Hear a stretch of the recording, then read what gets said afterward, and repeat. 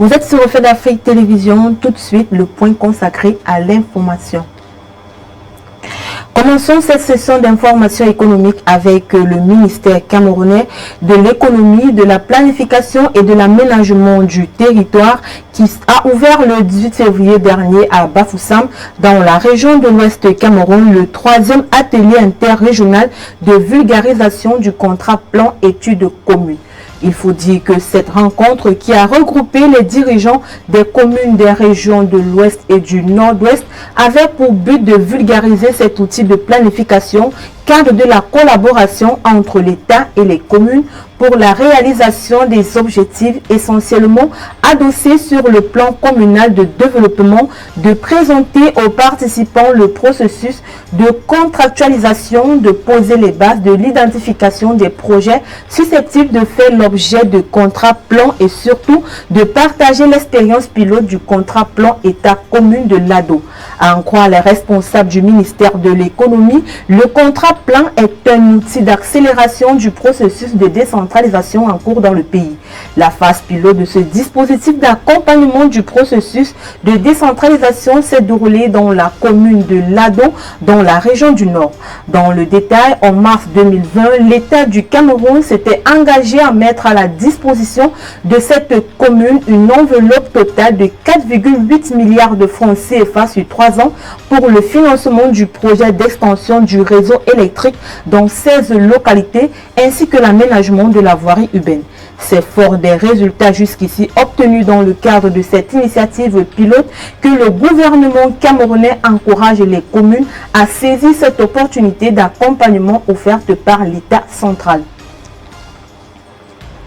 Toujours au Cameroun, 35% des entreprises ont perdu des commandes en 2021 à cause du manque d'intrants. Selon l'enquête d'évaluation que vient de publier l'Institut national de la statistique sur l'impact socio-économique du coronavirus au Cameroun au cours de l'année 2021, il en ressort que la pandémie continue de perturber la chaîne d'approvisionnement des entreprises en intrants pour la production. Dans l'ensemble, 31,1% d'entreprises au Cameroun ont enregistré l'annulation des commandes des clients pour insuffisance des intrants de production. Ces annulations qui concernent exclusivement les petites et moyennes entreprises et les unités de production industrielle représentent en moyenne 47,1% des ventes mensuelles des entreprises concernées alors qu'elles étaient de 35,1% en mars 2021. L'Institut révèle que 16,3% d'entreprises ont accru le nombre de fournisseurs locaux pour faire face à cette situation. Dans la prospective, l'INS recommande de promouvoir le développement d'une industrie locale capable de combler les besoins en approvisionnement d'intrants des entreprises nationales afin de rendre le marché moins vulnérable aux chocs extérieurs. Au Gabon, le groupe pétrolier Total Énergie EP Gabon affiche en 2022 une hausse de 50% de son chiffre d'affaires après s'être contracté à 46% en 2020. Selon les données publiées par l'entreprise le 18 février dernier, le chiffre d'affaires du groupe pour l'exercice 2021 s'est établi à environ 378 milliards de francs CFA contre 252 milliards de francs CFA. Toujours selon l'entreprise, cette nette progression s'explique par la hausse significative des prix de vente de la qualité de pétrole brut commercialisé par Total Énergie EP Gabon entre ces deux périodes. Il faut dire que le prix de vente moyen de la qualité de pétrole brut commercialisé par Total Gabon s'élevait à 64,8 $ par baril en 2021 contre 36,5 $ par baril en 2020.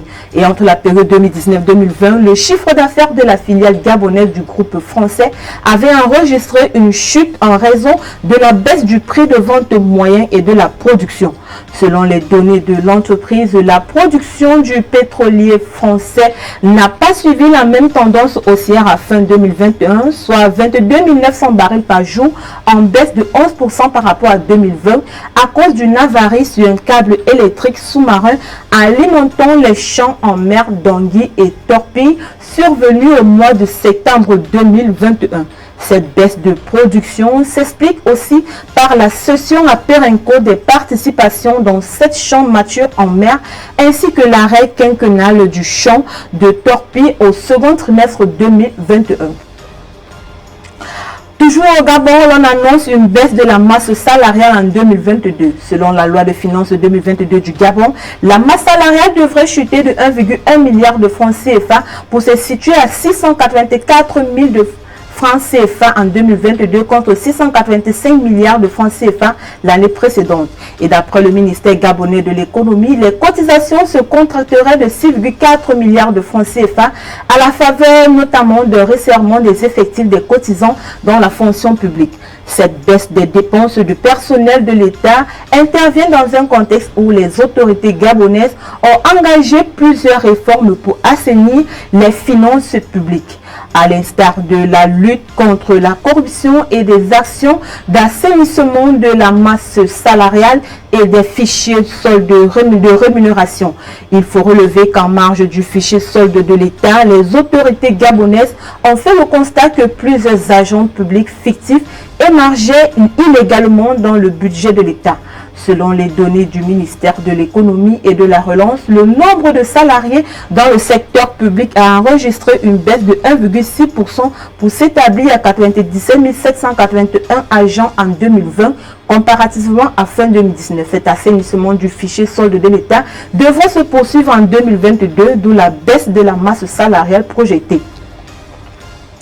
Parlons à présent du café avec l'Ouganda qui a décidé de suspendre de 2 ans son adhésion à l'Organisation internationale du café, taxant l'organisation de favoritisme en ce qui concerne l'obtention d'un prix plus élevé et de meilleurs quotas pour certains pays consommateurs. Ce retrait momentané d'après les autorités ougandaises permettra à l'Ouganda de se concentrer sur sa feuille de route quinquennale pour augmenter sa production à 20 millions de sacs d'ici 2025-2030.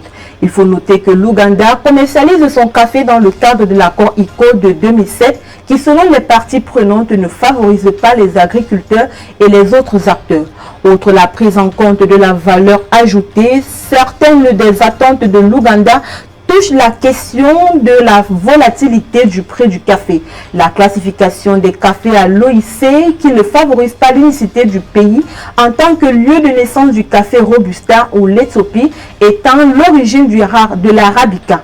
Il faut également noter que l'Ouganda est l'un des acteurs majeurs du marché du café. Il représente actuellement le premier exportateur africain avec 25% de recettes en devises étrangères et le 5e au niveau mondial. En septembre 2021, le pays avait déjà fait part de son intention de quitter l'ICO, à moins que certains fondamentaux concernant ses intérêts ne soient pris en compte. Au Rwanda, la Banque centrale annonce une croissance de 10,2% en 2021. C'est ce que prélèvent les données mises à jour le 17 février dernier par la Banque centrale du pays. Dans le détail, l'économie rwandaise se redresse grâce aux mesures pertinentes et au programme de vaccination réussi qui a entraîné l'assouplissement des restrictions liées à la COVID-19. Ainsi, le produit intérieur brut a augmenté de 3,5% au premier trimestre, de 20,6% au deuxième trimestre et de 10,1% au troisième trimestre. Mesdames, Messieurs, c'est tout pour ce point de l'économie. Merci de l'avoir suivi. Restez sur nos antennes.